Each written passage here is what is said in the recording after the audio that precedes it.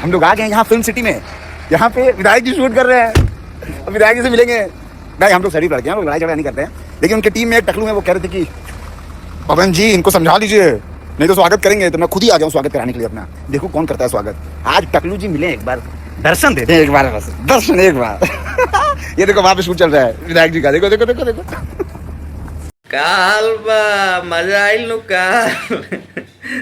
धप्पा धप्पा दिए विशाल सिंह जाके खेसारी लाल के जहाँ पे शूट चल रहा था चंडीगढ़ में, वहाँ पे जाके ऐसे मारे धप्पा।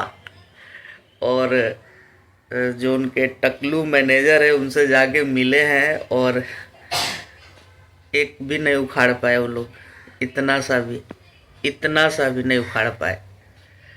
तो भाई जितने भी विधायक जी के चमचे हैं उनसे ये कहना चाहेंगे कि लेवल से थोड़ा टकराया करो तुम लोग, तुम्हारे बस की नहीं है, तुम्हारे अंदर तथा होती तो उनका कुछ बिगाड़ लेते। आपने इनवाइट किया था, वो पहुंच गया बंदा भाई और रेल के चल आया, और आप कुछ कर भी नहीं पाए और आगे भी नहीं कर पाइएगा।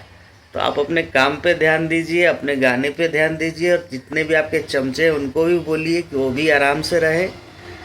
क्या रखा है इन सब लड़ाई झगड़ों में, कुछ नहीं रखा।